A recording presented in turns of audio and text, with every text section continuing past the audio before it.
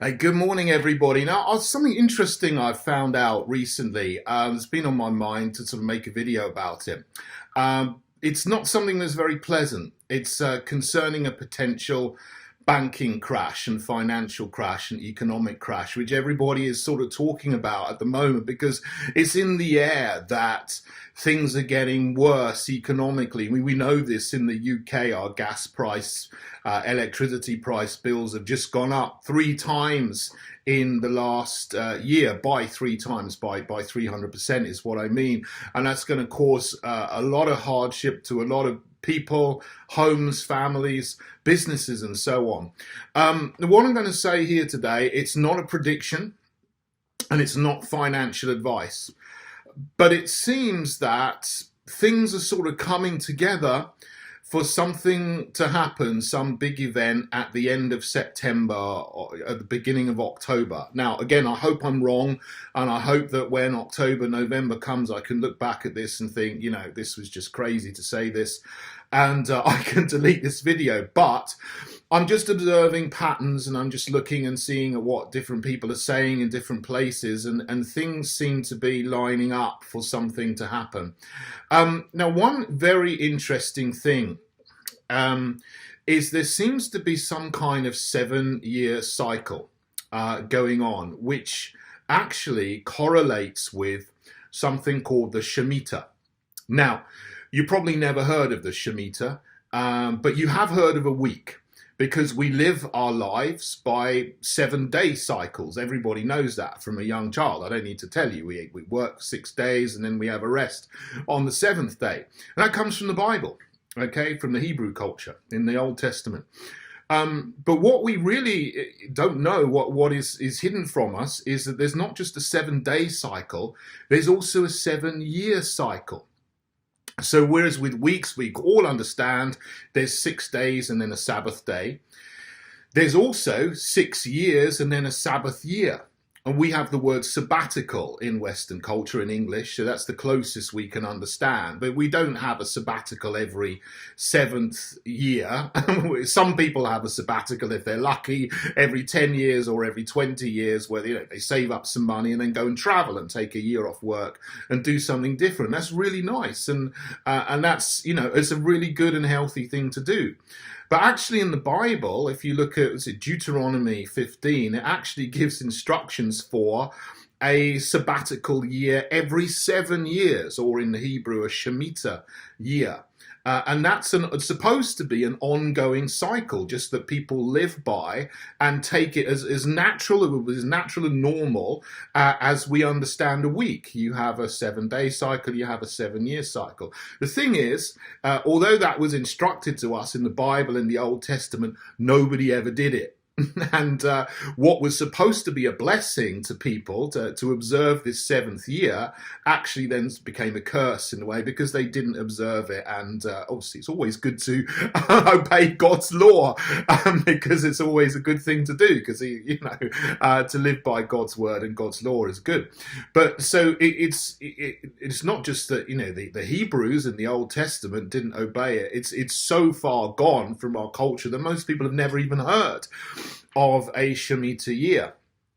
But actually this is a Shemitah year right now. Obviously the Hebrew calendar runs from Rosh Hashanah, 1 year, which is usually around the end of September, to Rosh Hashanah the next year. It's just around the end of September as well. Usually it can be in the beginning of October, or can be in early September, depending on the dates. So we're coming up to the end of a 7-year cycle in the Hebrew calendar. It's actually going to be on the 25th of September 2022. And if you look back around those end of Shemitah dates, going back in time, something has happened that you could consider economically catastrophic or geopolitically catastrophic around most of the dates of the end of a Shemitah year. So you go back to 2015, There was a big stock market crash in China. Didn't really affect us in the West too much, but I think the Chinese stock market fell by nearly 50%. But it was also the beginning of the migrant crisis in Western Europe, and also, in the United States, which has completely changed the fabric of our societies in the Western world. That was 2015. 2008, obviously, that was the big financial crisis. That happened in October, was the fall of Lehman Brothers, the collapse of Lehman Brothers. That was just slightly after the end of the Shemitah, but obviously the events leading up to it were going on through the year, 2007, 2008. Obviously, just around the time of the end of the Shemitah in 2001 was 9/11, and we all know about that. 1994, not too much, but there was a bit of a stock market fall of that day, but it's not too much of significance happened in 1994. But obviously 1987 was another massive stock market crash, Black Wednesday. Go back to 1980, again, sort of, economic, significant economic downturn there. But even more significant, 1973, there was the oil crisis, the Middle East oil crisis, which of course caused immense economic turmoil, greater than most of the other years around it. Back to 1966, again, there was a huge currency crunch and stock market crash in 1966. That was before I was born, going back there. But you can go back and look and see that on this kind of 7-year cycle, significant events have happened that are more significant in general than most of the other years around it. So we're coming up to that time again, and things seem to be, being put in place for some kind of economic crash. Now, we know, as I said and alluded to in the beginning, energy prices in the UK are going up on October the 1st. Well, that's not of global significance, but we don't know what is going to happen, and people are, talking about all kinds of instability in the banking system, and legislation has been put in place for bail-ins.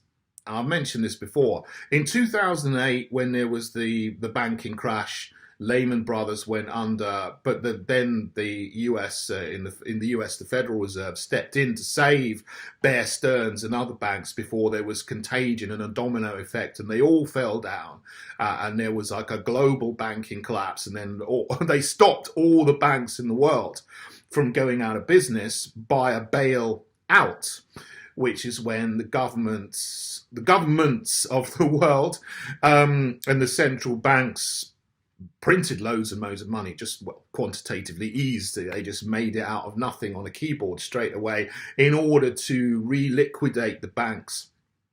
And the governments underwrote that. Now the governments can't do that a second time. They know they can't do that a second time. So if there is contagion, if one big bank goes down, maybe it's Deutsche Bank in Germany, maybe it's Monte dei Paschi di Siena is another one I got my eye on in Italy. If they go down and causes contagion, the governments won't be able to bail them out. So there will be bail-ins, and what that means is all the money of all the depositors and all the investors will just be used and taken in order to pay off, a small amount of what the banks owe, because obviously they are involved in all kinds of casino financing and things, derivatives and things I don't understand and most people don't understand. But apparently the banks have got more liabilities, hundreds of times more liabilities than they have got money or cash actually in their coffers. So the system is inherently unstable. But it's just, I don't know how they keep propping it up. But the longer they keep propping it up, it's like the snowball rolling down the hill, isn't it? The further it goes, the bigger it gets, but until eventually it crashes into something, and then there's a massive accident and a catastrophe.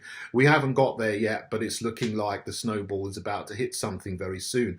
And I'm just looking at the patterns, and whether there's anything magical in this, I don't know, or whether it is people actually deliberately trying to initiate things on this 7-year cycle, because some of these people who are in power in the globalist sense, shadow governments and shadow banking and so on, actually deliberately like to turn things which should be a blessing to everybody into a curse, just to stick their fingers up to people, just to stick their fingers up to God, who is on our side, the God well, Jesus, basically.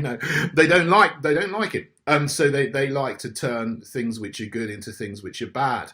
So I don't know whether this will happen or not. I'm just observing the 7-year patterns that go on and seem to coincide with this Shemitah cycle that we've got. And as I said, the next end of Shemitah, the next Hebrew New Year, is on the 25th of September this year. So I'm looking out for the Friday before and after this date. Friday the 23rd of September also coincides with the autumn equinox. And some of these people are into some very dark stuff. I don't even like to say the word, but I think you know what I mean. And they like to do things on certain dates, which is why they announced the lockdown 2.5 years ago on the spring equinox, which just happens to be my birthday as well. I hate it that so much rubbish happens on my birthday. I mean, the start of the Iraq War was on the spring equinox in 2003. The announcement for lockdown was on the spring equinox 2020. So we've got the autumn equinox coming up on the 23rd of September, 2 days before the end of a Shemitah cycle, a 7-year cycle. The Friday after that is the 30th of September, obviously the end of September. And a very interesting thing I saw a couple of days ago, which said, that's interesting. The Vatican has called for everybody associated with the Catholic Church and their finances and something to put all of their money, transfer all the money into the Vatican Bank by the end of September. So by Friday the 30th of September. I thought that's very interesting, that this is something else that is financially very significant, but if you weren't looking, it's not going to impact on most people's everyday lives, just, trying to struggle to make a living and to maintain our freedom. But also another interesting thing I saw in Germany, they are deploying the German army on the streets for peacekeeping and protection on the 1st of October. So very interesting. Saturday, 1st of October, there will be, I've never known this before in any Western nation, that the government will deploy the army, on the streets for protection and peacekeeping, for your security. But that's happening in Germany on the 1st of October, the day after all of the Catholic Church's money has to be put into the Vatican Bank. So I wonder if people, obviously the powers that be, the Pope, whatever, I don't know, people in the big banks and the World Economic Forum, they all talk together and they can have conversations which I'm not party to, and most normal people are not party to, but we can just look and observe at what they're announcing, what they're going to say is going to happen, what their plans are, and just read between the lines and join the dots. And so it looks like, from a few little snippets of information, that people are expecting something to happen around the end of September in a financial sense, which may not be good. Again, I am just looking at things that that I can observe, that are out there, that are information. But you have to make your mind up. If you think I'm crazy, please let me know. I will admit that. And if it doesn't happen, I will be very happy, because I don't want a banking crash. I don't want a catastrophe. I do not want our civilization to fall. I want us to retake and rebuild our civilization, because Western civilization, European civilization is beautiful. And it's given rise to so many good things over the centuries. I don't want it to fall and to be replaced by this hellish new world order that people want to create with central bank digital currency. So you won't have your own cash, and you won't have your freedom, and everyone will be forced to have a digital identity if you want to buy or sell anything, and use your smartphones for everything, just even to go out of your house or go into the doctor's surgery or go into a shop or a supermarket. I don't want that, because that is wicked and evil, and it is an even worse of a totalitarian system that they want to create, that even existed in the Soviet Union and Nazi Germany.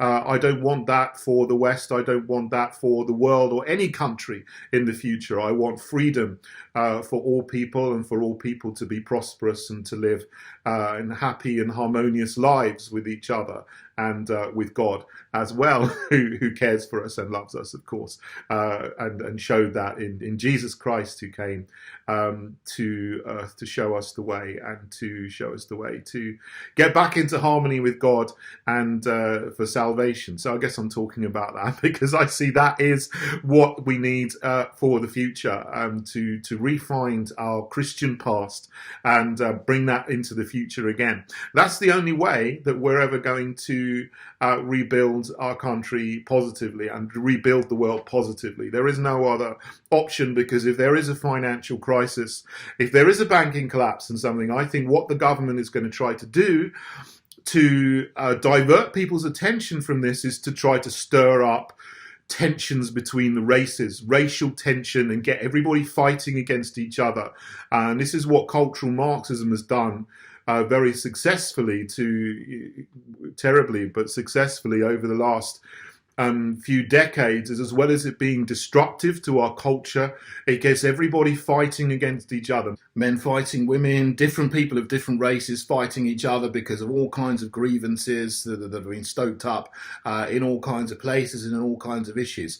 But what we need to do is realize that our common enemy are the people in the huge globalist corporations and who hang around the World Economic Forum and so on, who want to change our nations and would happily see our civilization fall with a banking collapse and put in place some kind of hellish new system with digital identity and digital currency. We need to keep using cash, and we need to resist their attempts to get us onto any kind of digital platform.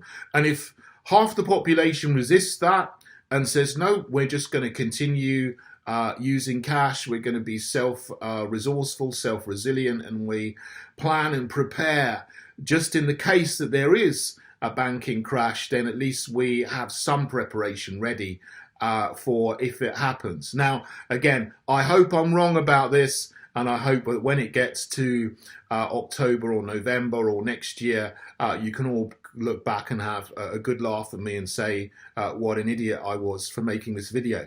But I'm just observing patterns, and I'm just seeing, this may be a possibility. But again, this is not financial advice. This is not a prediction. This is not a prophecy. Take everything as you will, and weigh what I've said, weigh what everybody says, and make your own decisions about what you think might happen, and prepare accordingly. Okay, I hope this has been interesting and maybe useful. But anyway, God bless you all. Have a lovely day.